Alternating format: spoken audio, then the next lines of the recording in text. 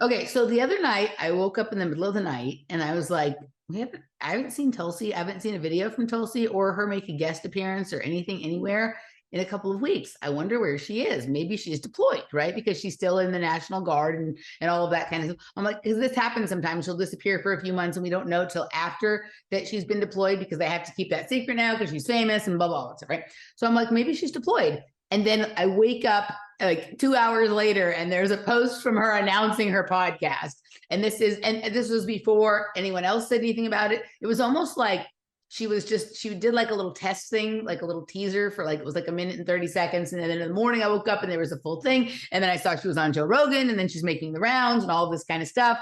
And my first thought was, she did exactly the thing that we talked about last time in her announcement. She multiple times referred to this country as our democracy, right? And I was like, oh, this is interesting, the timing on this, right? And, I didn't know what everybody's been texting me because they know that what you and I have been tracking and whatnot. And people are like, okay, is she going to announce as the Unity Party or is she going to announce with Ron DeSantis? Like, what the fuck, kind of thing. But everyone knows, they're like, oh, it's exactly what you said, whatever kind of thing, right? So I've been tracking this. And then I saw that she popped up on Joe Rogan. And so I listened. It's been a long time since I listened to an entire Joe Rogan podcast because I don't go to Spotify generally or any of that kind of stuff. But I forced myself to listen to the whole thing. And like, we are definitely, whatever all this, there's been tons of things that have happened in the last 2 weeks. And in my head, they're definitely coordinated. At what level they're coordinated, I don't know. Again, is this like orchestrated by machinations, or is this like the grand symphony of the universe magnetizes all these things that happen at the same time? Is that how the synchronicity really works? And so that means the real versions of things and the fake versions and everything in between. But I'm like, all right, like the season is here we go. So yeah, she's definitely the October surprise. As I was listening to it, I started to feel like, did they create Ukraine and the trans thing just so she could sweep in and be the hero? It had me wondering like the extent of Hegelian dialectic game that we're actually playing. Right. One thing that I think is interesting, do you know the herb Tulsi? Yes, the tea. Yes. Do you know it's an adaptogen? Yes.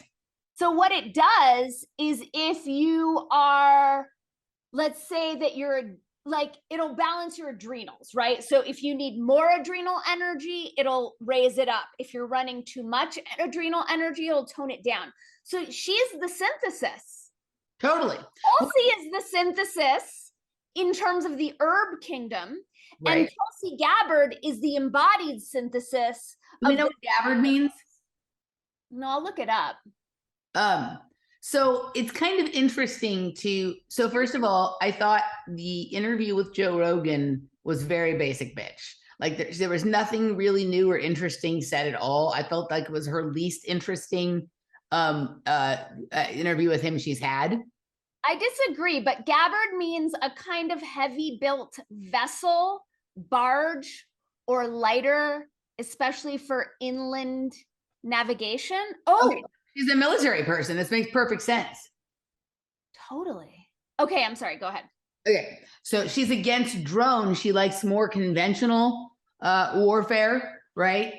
She doesn't like the drones she does like drones. Never mind. She does like drones. She doesn't like regime change. She likes drones though. Doesn't like regime change, right? Okay. So that's interesting. So she is the vessel. She is the tank that will balance right? She's going to be the leader of the military dictatorship as it comes in, but it's going to be the hot, reasonable military dictator. She's going to be 100%. So I thought this was incredible. This was scripted beginning to end. That's what I mean when I say that. Yeah. Totally scripted and extremely well crafted. Like so deftly crafted in terms of her weaving in her extreme concern about woke culture, but especially nuclear war with Ukraine. Mm-hmm. And then this basically was a campaign announcement regardless of how many times she denied that it was. Right. But even things where she mentioned going to Chernobyl, and she said, and it's harder to queue up, as I mentioned, because we don't have the benefit of the transcript, but she said, I think it was after my second deployment that I went to Chernobyl. And it was like, you could have told us about going to Chernobyl without mentioning that, but you needed to mention that you have military experience, that you, like, everything was really layered like that. Do you know what I'm saying? Like, it was tightly packed as far as the bringing up her calling out Kamala and the way that they replayed that in the debates. Do you know what I'm talking about? Like, it was so scripted by like a very, very experienced and talented screenwriter. Yeah, that's what it was there was nothing off brand or off script. There was no, I mean, they both sound, she's very well spoken. She, know, like, she's on a lot of levels. She's a very impressive person, right? Like, I wish she wasn't captured, because I thought there was nothing she said that I didn't agree with. So, I mean, she says some things I disagree with, but this is the thing that's with her that, like, I mean, there was a period of time where, like, I definitely liked her and I thought maybe, and that passed a long time ago, right? Has she ever publicly denounced CFR or WEF? She acknowledged that. So when they were being critical of some public statement that was made, she said that statement came out in this magazine that is a publication of CFR. That's the closest. I've also heard Nico House one time ask her about her association with them, and she basically didn't deny it. She just said, like, I didn't know. I was new in Washington. I got invited. I checked it out.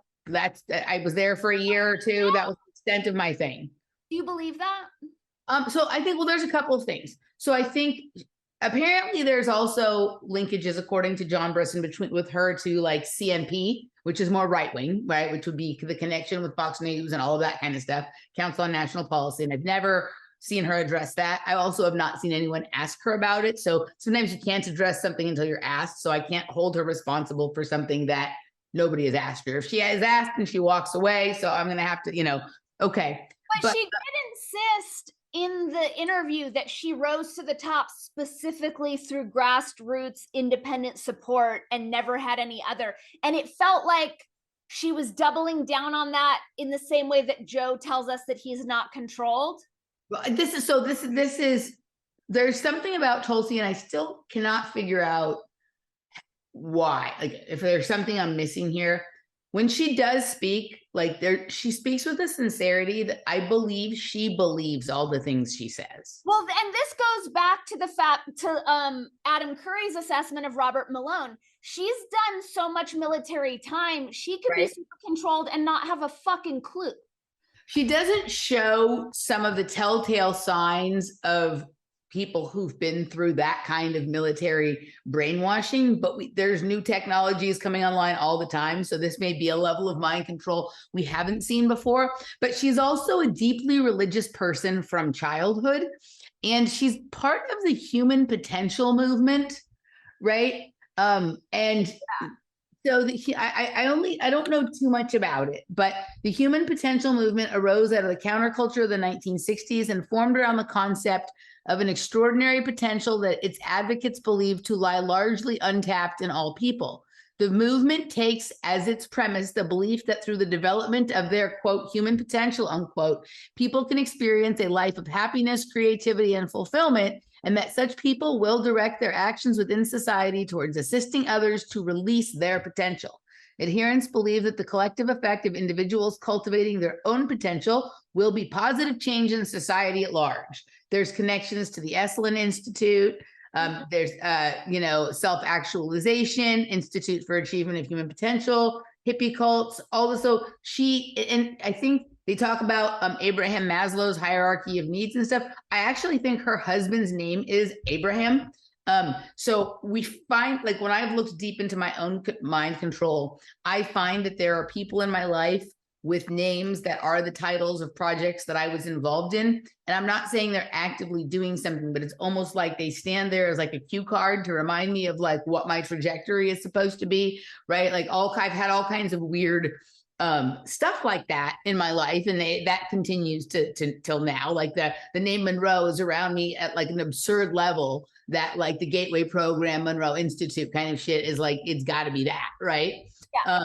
So I think between her religious background and then this, let's see, I want to see if there's an article that connects her to it. I know I've heard it from Huxley was also part of the human potential movement.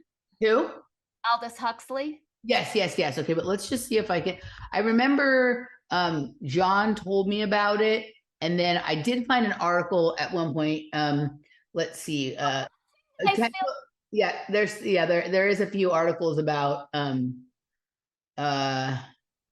okay, no, this here's another one. Though this is a different one. This is more recent. That apparently she was also part of some kind of cult. That a relative of hers was big in, called the Science of Identity Foundation, and that has some stuff. Okay. Right. So it seems like she's probably of a background, which is where like, and I talked about this in the show I did with, I guess it was with John Brisson, the last show I did with John Brisson, the place where like religion meets like hippie cults and stuff like that. Right. She seems to come from a background where her parents and her family and things that she's been involved with, that there is a lot of that. So she may be like incredibly sort of susceptible to a certain strain or type of like, culted mind control programming, that some things she says it the same every time she says it, as if it's like a script, kind of like when Joe Rogan does his like DMT talk, right? Or whatever, like at a certain point, he's just like reading the script. Like, so I think there's some of that. Obviously, she has been in the military, and we don't know when she goes on these deployments. My guess would be at this point, she's in very secret, private kinds of units that may be doing something entirely different than anything we think of as having to do with the military. It could be just like complete like experimentation in the irregular warfare that we talked about when we were going to do that thing at some point about the Albert Marcus or whatever kind of thing, right? Like, I don't know, but there's a level of sincerity with her that comes across that doesn't come across with almost anyone else you and I offer critique on, right? Like that is harder for me to go, this person is like some sort of like horrible, amoral shyster manipulating their audience, Like, I think she really believes the things she says. So she's under at least as much mind control as the people that she's charged with controlling. Go ahead. Okay. The one clip I have is going to show you where she's totally aware that she's part of this. Okay. So I'm going to share it in a second, but I agree with you. She speaks like, this is obviously so completely coordinated. I'm sure the waiting list to get on Joe's show, he's got to be booked out months and months and months. And she just hops on as she's made this announcement. And Joe's like, oh, do you want to make this announcement, as though it wasn't completely there the whole time? And I also want to remind everyone, because I feel like everyone forgets that Joe Rogan's an actor and has always been an actor. So everyone's like, no, he says he's not controlled. It's like, he's a fucking actor, and this is the role of a lifetime that he's playing right now. So one thing that I did notice about Tulsi, and I love, as I said, I love most everything she said, is that she's extremely aware of her languaging. She is extremely aware of the power of words. So when she's fear-mongering as hardcore as she has been about Ukraine, that's a game. She knows what those words are doing. And I'm starting to think that the Ukraine thing was set up as the problem to which she could come in as the solution for. And I'm going to play you the clip so that you can, I just need audio share. So I'll share the sound. I'm going to go back a couple seconds. Here we go. The RNC and the DNC. If we're threatened by a legitimate third party, this is how we could stop that in its tracks. Yeah. And so now a third party is essentially almost impossible. As of today, yes. It would be great to live in a world where that were not the case, but when you look at the practical application of our electoral system right now, it's not a viable path. Are you going to run for any kind of office as an independent? I'm not running for anything now. I am deeply, deeply concerned about this very real and imminent threat of nuclear war that no one is talking about, that no one is preparing the American people for, that people are kind of sitting ducks because of the decisions that our leaders have made. If I felt that there was a way that I could stop that and make a difference and impact that and pull us back from the brink, then yeah, I'd seriously consider running again.